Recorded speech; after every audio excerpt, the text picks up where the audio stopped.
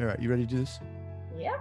All right, here we go. So 5, 4, 3, 2, and 1. All right, folks, welcome back to the Trauma Therapist Podcast. Very excited to have as my guest today, Leslie Bullock. Leslie, welcome.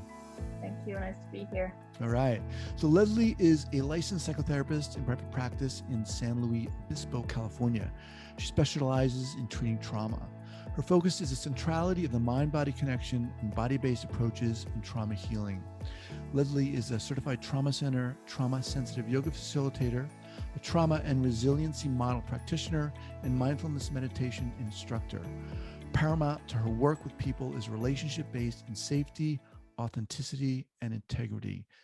Enough said there. Sounds good. Welcome. Thank you. All right. So before we get going here, Leslie, share with our listeners where you're from originally and where you're currently living. Then we'll Okay. get going. Well, I was raised in Asia, different countries in Asia and in Hawaii. And as an adult, I spent 10 years in Thailand. And currently I live in the Central Coast near San Luis Obispo. Okay. So, wow, number one.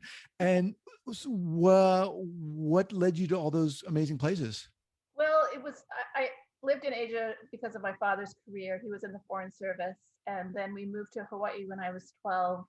And I just, I learned some languages. And so as soon as I graduated from college, I went back. Right. And then I worked in Awesome. refugee camps in Thailand for 10 years. So. Sounds awesome.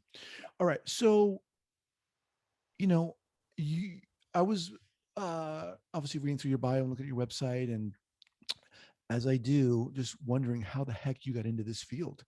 Right. Well, it was somewhat accidental, I guess, as much as anything is accidental. So I kind of think of it as this invisible trajectory that makes sense. And I think it goes back to like in my early 20s, I worked in Thailand in the refugee camps, and I didn't, hadn't been graduate school yet. And I realized that I saw a lot of trauma, and, these were people who had escaped war and, had gone through a lot of suffering and lost a lot of people and their families. But I didn't know what it was, and couldn't put a name to it because I didn't really have the training in that. And then fast forward about 8 years to graduate school, and my all-time favorite class was a class in trauma. And I still wasn't sort of putting it together, wasn't, leading anywhere. I wanted to go into social work. I'm a licensed social worker. And then I worked as a medical social worker in emergency room. And again, you see lots of trauma. It was a children's hospital. So I saw, gunshot wounds, sexual assault, drug overdoses. And I would work mostly with the families, but it was a very limited way of working with people. It wasn't therapy. It was sort of putting out fires and helping people with resources. So again, I realized I was working with trauma. And then as I realized that I wanted to go into private practice, started private practice, started as a generalist, depression, anxiety, relationship, communication problems. And what happened was I started to see a lot of women with severe sexual abuse histories. And I didn't ask for it, it just started happening. And I realized at that point, I started to realize this was 2006, so a while ago when I started private practice. And I started to see the limitations of talk therapy. I love talk therapy, but I started to see that we needed to go deeper into somatic work. When I watched my clients, sort of the collapse that can happen, disassociation, poor eye contact, that kind of thing. And I knew that I needed to learn more about trauma and how to work with people's bodies. So that's when I got really interested, and when I started to do like all types of more studies and every webinar and every summit that happened. But what really clinched it for me was more personal, as often happens for therapists, and that was in about, I think it was 2010. And I started myself to have some PTSD-like symptoms. Not vicarious trauma, not secondary trauma, but it was relating to what was happening in my personal life, which I can go into if I need to. But I was having panic attacks, migraines, lots of anxiety, sleep disturbance, couldn't concentrate. And then it was like, what the heck's going on? And I realized this is something that was embedded in my body, had been there for a long time. I didn't ask for it. But then I knew this stuff is real. You know, I didn't ask for this. What was going on inside of my body? I really needed to work on it myself. So that's a long-winded reply to how I got into trauma work, and I've never looked back because I'm just very passionate about it. Yeah. Thank you for sharing that. So you said early on, you know, that class was one of your favorites. Why was that? I I don't know. Well, I mean, one of the reasons I think was the professor. She had a lot of different people come in and speak about trauma. It wasn't just a rote like lecture. We talked to people who worked with war veterans and sexual abuse survivors, um, and we had EMDR person come in. So it was like a breadth of exposure to trauma healing modalities, and so that was exciting. But again, I enjoyed it, and then I sort of put trauma aside as that's not what I'm going to do right now. Yeah. And what about the whole field of therapy? What drew you into that? Mm, well, I think after I had done my time in the trenches, so they say, I worked in hospitals, inner city schools. I realized that my strengths were in working one-to-one with people. Okay. And that's when I had been doing my hours and working towards my license. But when I finally got my license, I said, I want to do therapy. Right. So you said you started out as a generalist, and then you started hearing these women's, uh, experiences. What was it like for you to begin to hear that and to recognize this as what continued occurrences in a sense? You kept hearing these stories.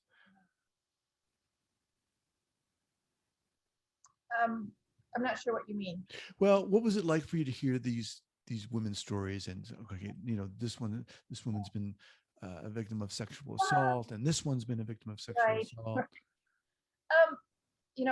In settings that are not private practice settings, in clinics or in schools, there is a tendency to detach more, or for me it was just present for the stories, but I did realize after a time that I would take them home with me and I would feel the impact of it, and it felt heavy. But I think the biggest frustration for me was I wasn't, I don't feel like I was making an impact in the way I wanted to. And again, it's a lot of just crisis work. And although, that's important, and it's important people with like acute stress reaction to direct them in the right place, but it always felt unfinished, and like this wasn't enough. So everything was sort of on the surface when you're doing that kind of work. In schools, there's so many barriers to working with kids. But in terms of how it impacted me, I think that's what led me to thinking that I want to go deeper with this. I want to be able to take people deeper into their wounds and help them, to heal. Yeah, that's a very interesting place to be when I think you realize that. Yeah. And so what did you do first? Okay, you realize, I need to go deeper in order to help these individuals.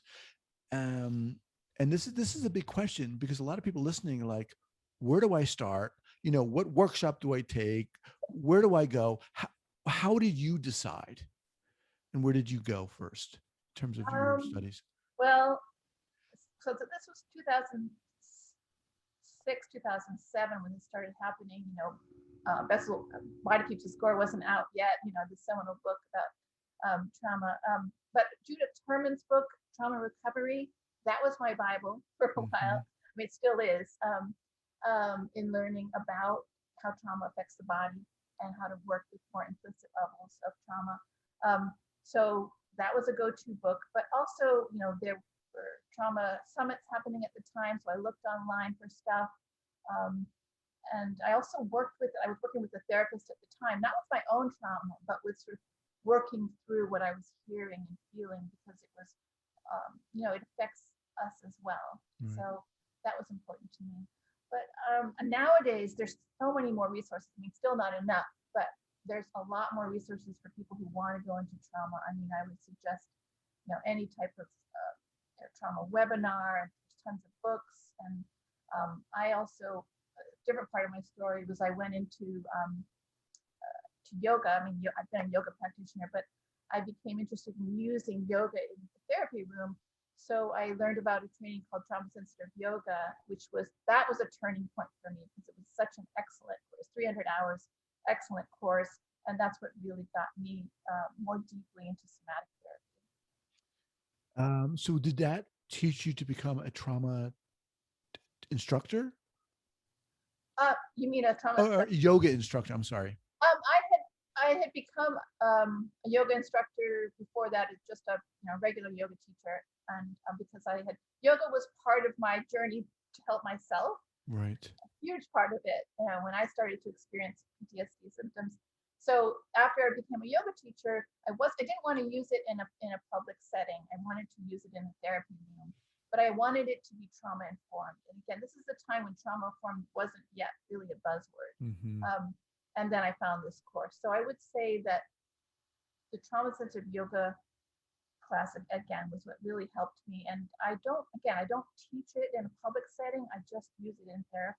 And so we don't in trauma sensitive yoga, we don't use the word teach, we use the word facilitate in that. Mm-hmm. Mm-hmm.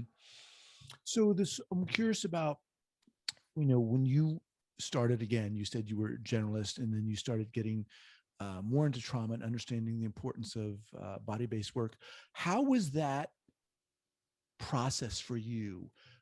Here you were now, learning more about trauma and working with the body in the sense. Talk a little bit about that arc or that progression for you as a facilitator or therapist. It felt really natural and organic.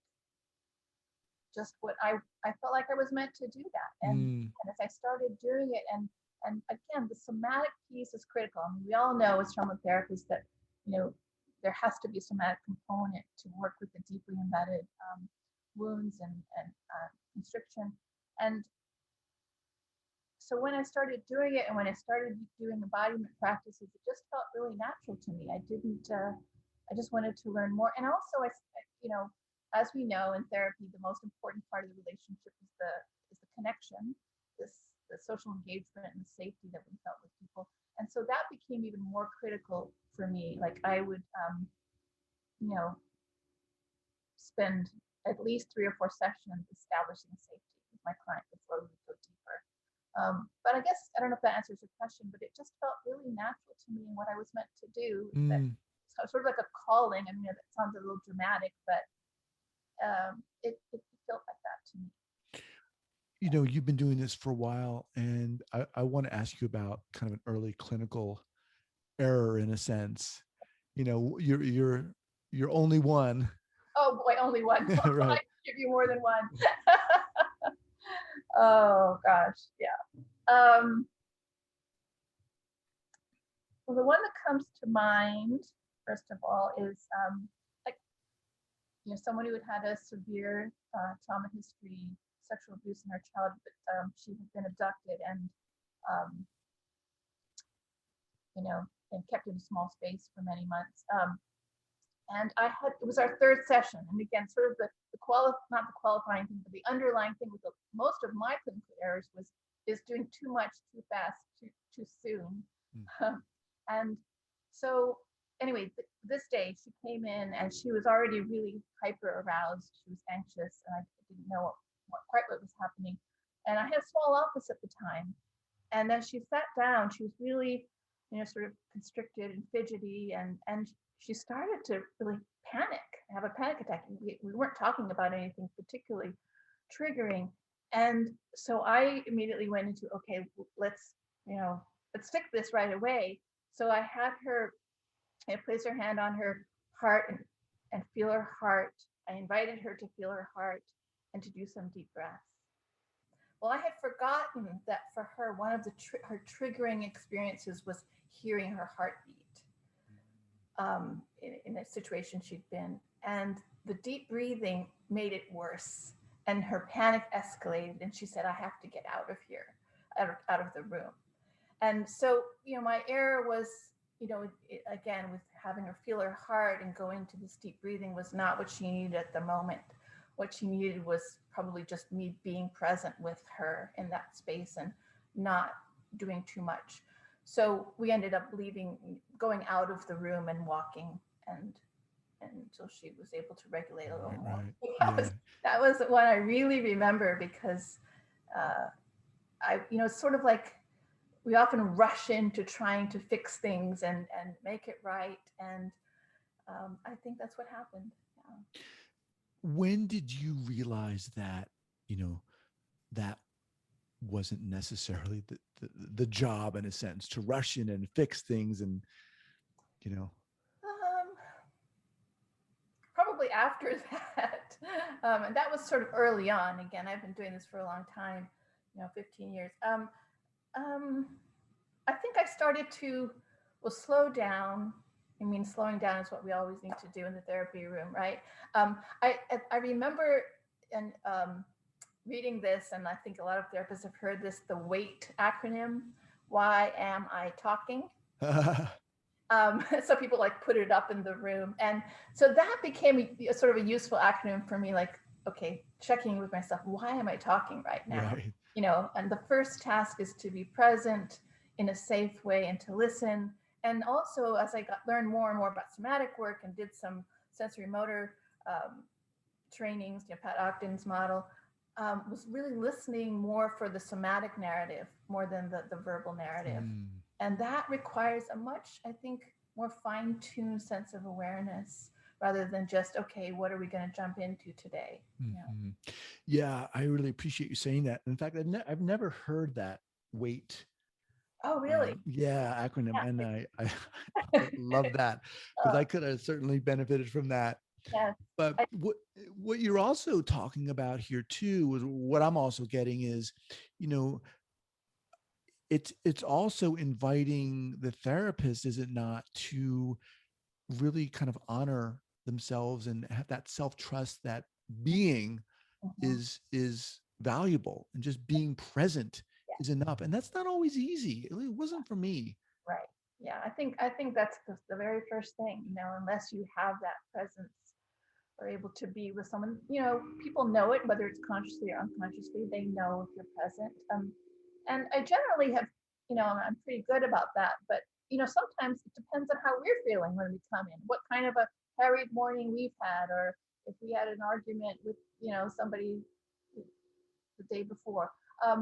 But I think, again, that's why, our own tuning into our own soma, our own somatic experience, and having our own sort of self-care practices essential for trauma.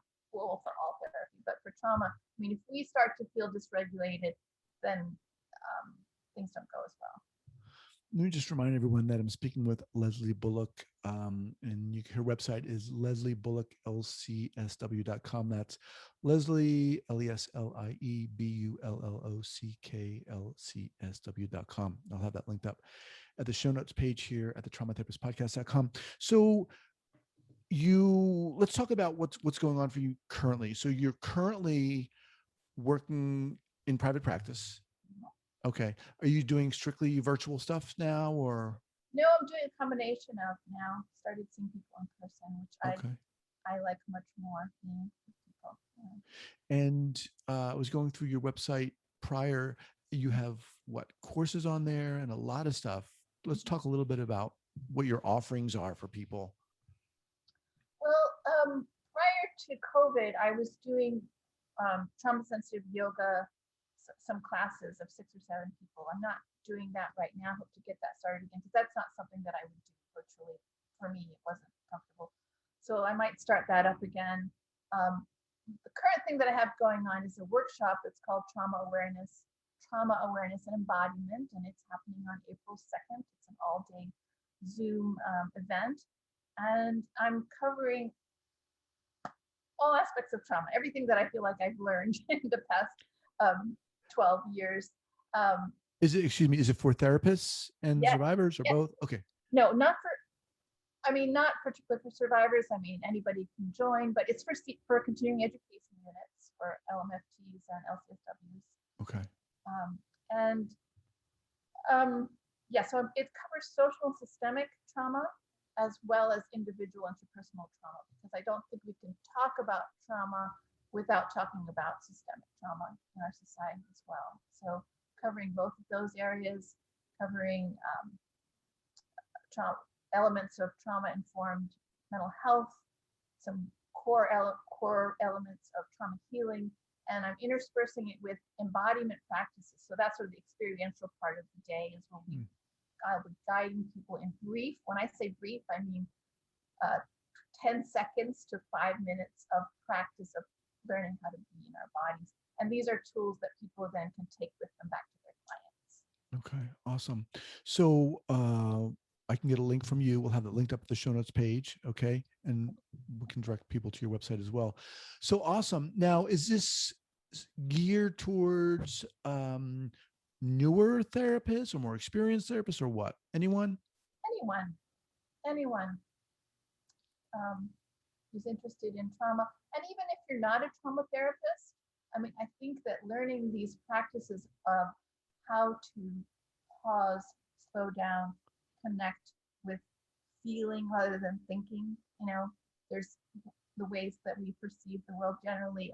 Most of the time we're in our thinking mind, in our cortex. And the practices that I use a lot in my therapy and that anybody can use is how can we shift in a very flexible way from thinking to feeling in our body. And even doing that for a minute can be regulated. I love that. Question, anybody would benefit. Okay. So let's go a little further with that. So how can we shift from kind of thinking to kind of being in our feeling? So go a little deeper with that. What do you mean by that? What would that look like? So again, we don't want to go into too much neuroscience, but we've got our frontal cortex, we've got our limbic system, and then we have our reptilian brain, which is instinctive, which is really a big part of trauma responses. So most of the time we're in our thinking brain, which is essential, it's analytical, intellectual. But in order to feel sensations in our body or even emotions, particularly emotions, it's important to pause and drop awareness. I literally said sort of a vertical dropping awareness into someplace in the body. It might be the heart, the belly, the shoulders, and body scans do that kind of thing. But it's just shifting awareness. We can do it right now. And I guide people to do that. And sometimes it's a global awareness of the body, sometimes it's specific places. I often use gestures and ways to contact the body that helps to contain it. But it's really a shift of awareness from thinking to feeling sensations in the body. Staying with the body. That's what Pat Ogden always says. Stay with the body. Stay with the body. That's not an interpretive experience. It's not an analytic experience. It has to be embodied. It has to be experienced, right. Lived. And it's not a skill that we learn. It's not a skill we learn in graduate school. That's why I love yoga so much, because yoga is all about being in our bodies. Leslie, what would you say to, the newer therapists out there, or even therapists who've had some experience, but really haven't, or are just starting to become trauma informed, to get on their trauma informed journey? What would you say to those people?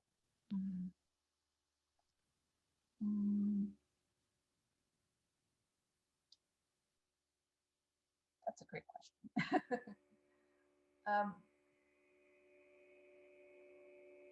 I guess I would start with reading a book. If it's there's so many great books out there about trauma right now. I know you're going to get to this question later, so I'll probably save my favorite book for later. But there's Bessel van der Kolk's Body Keeps the Score, Trauma and Recovery. There's Babette Rothschild's The Body Remembers. So I guess I would start by reading a book. There's a lot of books about trauma and dissociation, and seeing, gleaning some information from that. There's tons of conferences and webinars and summits online all the time. So I guess get educated first, to get some background and some psychoeducation about it. Polyvagal theory, very, very important to understand in trauma work. So getting some education about that, and then you're starting to apply some of the principles and that knowledge into your work. Okay, awesome. All right, well, let's get to that go-to book recommendation. What do you have for us? favorite is My Grandmother's Hands by Resmaa Menakem. Awesome. Awesome. In fact, that's the one I'm currently reading right now, which is why is that your favorite? What about it? Well, I mean, because it addresses more than individual interpersonal trauma, it addresses societal trauma, racism, xenophobia, sexism. It addresses the problem of trauma in our society, that we're basically living in a traumatized society. And so I appreciate his breadth of that. And then he gets to the embodiment stuff, which is my passion, and he gives concrete embodiment exercises and practices, some of which I use all the time. So it's just, and it's personal. So all those elements just make it a really great read. It's wonderful. Awesome. All right, we'll have that linked up also, My Grandmother's Hands, here at the traumatherapistpodcast.com. All right, Leslie, awesome talking to you. You've been doing this for a while. I can feel the passion emanating from you in this. Oh, thank you. And I really appreciate you joining me today. Thank you for having me. All right, we'll be in touch. Take care. Bye-bye. All right, bye-bye.